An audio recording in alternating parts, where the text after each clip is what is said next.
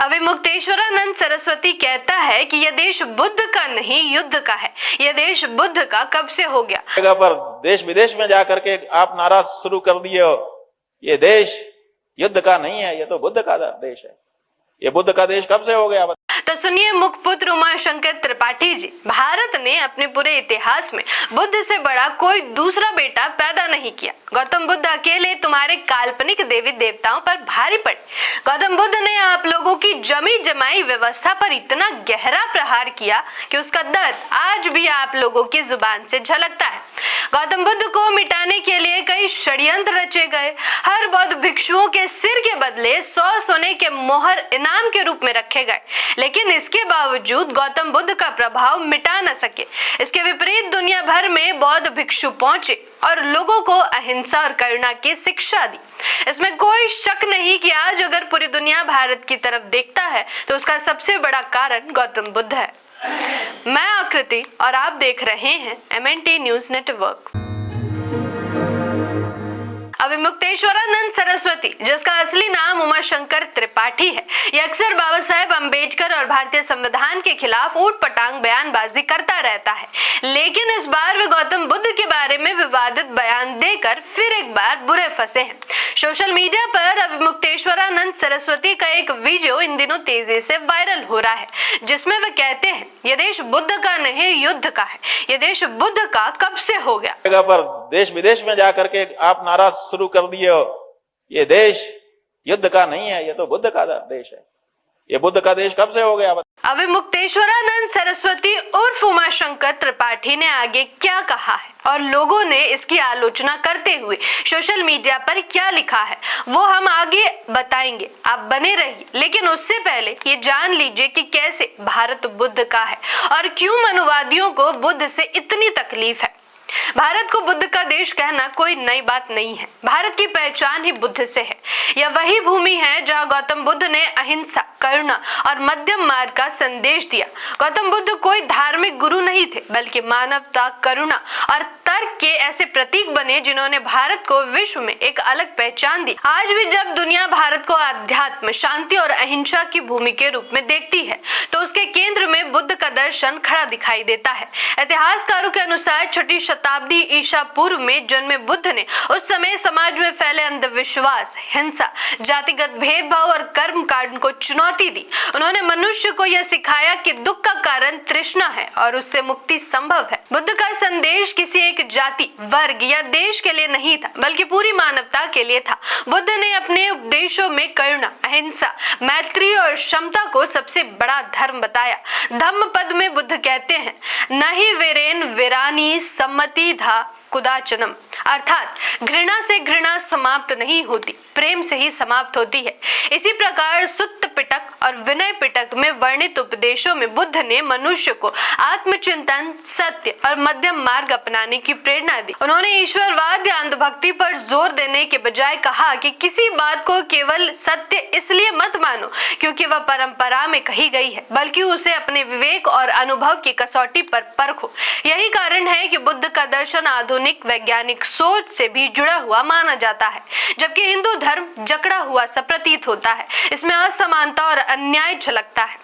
वैज्ञानिक कसौटी पर हिंदू धर्म पूरी तरह विफल हो जाता है। बौद्ध धर्म सिर्फ भारत में ही नहीं बल्कि विश्व भर में फैला है। बौद्ध धर्म के विश्व भर में फैलने का सबसे बड़ा आधार सम्राट अशोक को माना जाता है। कलिंग युद्ध के बाद अशोक ने हिंसा छोड़कर बुद्ध के धम्म को अपनाया और उसे राजनीति का हिस्सा बनाया। इतिहासकार रोमिला थापर अपनी पुस्तक Ashoka and the decline of the Mauryas में लिखती है, अशोक ने केवल भारत ही नहीं बल्कि श्रीलंका, मध्य एशिया, मिस्र और यूनानी क्षेत्रों तक बौद्ध धर्म के प्रचारकों को भेजा। अशोक के पुत्र महेंद्र और पुत्री संघमित्रा श्रीलंका गए, जहां से बौद्ध धर्म दक्षिण एशिया में फैला। बाद में यही धर्म चीन, Japan, Korea, Mongolia, Tibet, Thailand और म्यांमार तक पहुंचा। प्रसिद्ध चीनी यात्री जुआनजैंग और फायान भारत आए और उन्होंने अपनी पुस्तकों में भारतीय बौद्ध संस्कृति और विश्वविद्यालयों जैसे नालंदा का विस्तार से वर्णन किया। बुद्ध का प्रभाव केवल धर्म तक सीमित नहीं रहा, बल्कि राजनीति, दर्शन, साहित्य और मानव अधिकार की सोच पर भी पड़ा। बाबा साहेब डॉक्टर भीमराव अंबेडकर ने अपनी पुस्तक द बुद्धा एंड हिज धम्म में लिखा कि बुद्ध का धर्म स्वतंत्रता, समानता और बंधुत्व पर आधारित है। बाबा साहब का मानना था कि बुद्ध ने दुनिया को सबसे पहले सामाजिक लोकतंत्र का विचार दिया। इसी कारण उन्होंने जीवन के अंतिम चरण में बौद्ध धर्म स्वीकार किया। विश्व प्रसिद्ध वैज्ञानिक एल्बर्ट आइंस्टाइन के नाम से जुड़ा एक प्रसिद्ध कथन है, यदि कोई धर्म आधुनिक वैज्ञानिक आवश्यकताओं के साथ तालमेल बिठा सकता है तो वह बौद्ध धर्म है। इसी तरह आयरिश लेखक जॉर्ज बर्नार्ड शॉ ने कहा था कि दुनिया की समस्याओं का समाधान बुद्ध के विचारों में छिपा है।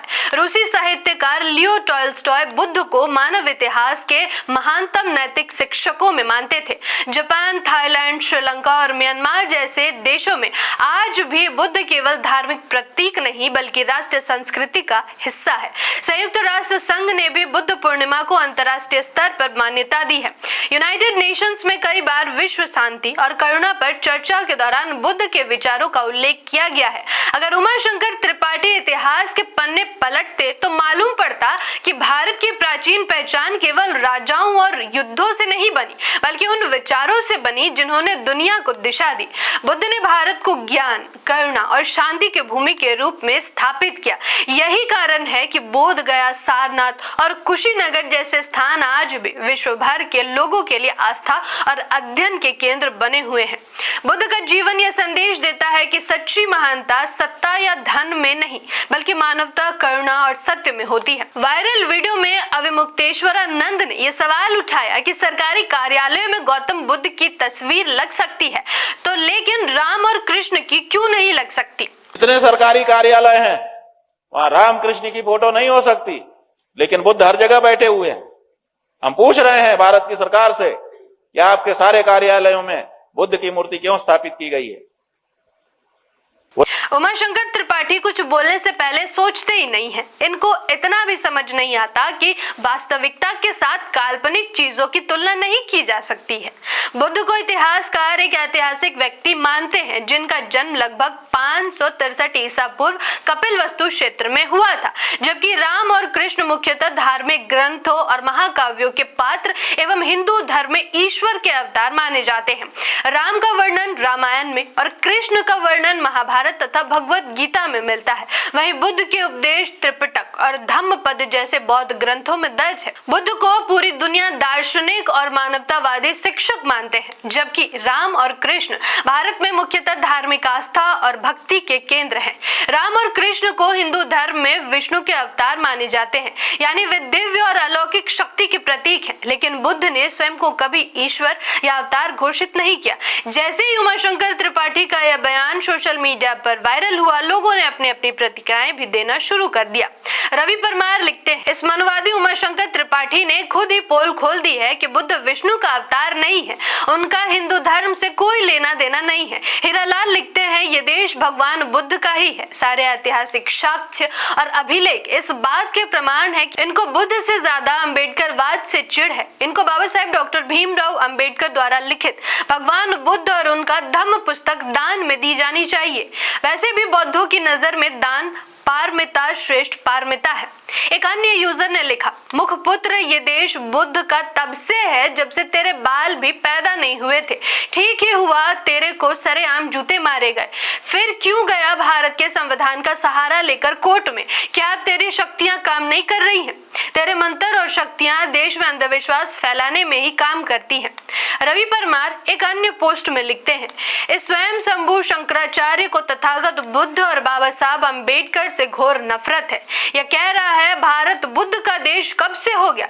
इस मनु की औलाद से कोई जाकर कह दो, भारत के तिरंगे में जो अशोक चक्र है वह बुद्ध धम्म का प्रतीक है। भारत के मुद्रा पर अशोक स्तंभ है, वह बुद्ध धम्म का प्रतीक है। भारत का राष्ट्रीय प्रतीक सारनाथ से निकले 4 पर शेर है। भारत का आदर्श वाक्य सत्यमेव जयते बुद्धिस्ट है। आकाशवाणी के लोगों पर बहुजन हिताय बहुजन सुखाय बौद्धिस्ट है। राष्ट्रपति भवन में बुद्ध विराजमान है। उन्हीं की छत्र छाया में देश के प्रमुख लोग शपथ लेते हैं। भारतीय संविधान में लिबर्टी, इक्वालिटी, फर्टर्निटी, जस्टिस का सिद्धांत भी बुद्धिस्ट है।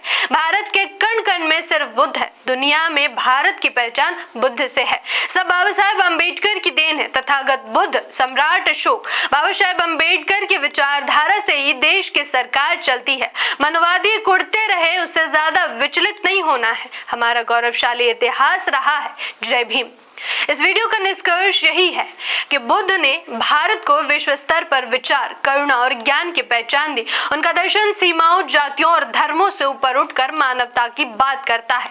इसलिए भारत की वैश्विक सांस्कृतिक पहचान में बुद्ध का योगदान सबसे व्यापक और सार्वभौमिक रूप में दिखाई देता है। इसलिए ये कहना कि ये देश बुद्ध का नहीं है और बुद्ध की तुलना राम और कृष्ण जैसे पात्रों से करना अपने बुद्धि को कम सिद्ध करने जैसा है। इस वीडियो को शेयर कीजिए और अपनी राय नीचे कमेंट जरूर करें। धन्यवाद। जय संविधान, जय लोकतंत्र, जय भीम, जय मूल निवासी। MNT न्यूज नेटवर्क को सब्सक्राइब करें, लाइक और फॉलो करना ना भूलें। साथ ही बेल आइकॉन दबाकर जन जागृति की मुहिम में जुड़े रहें।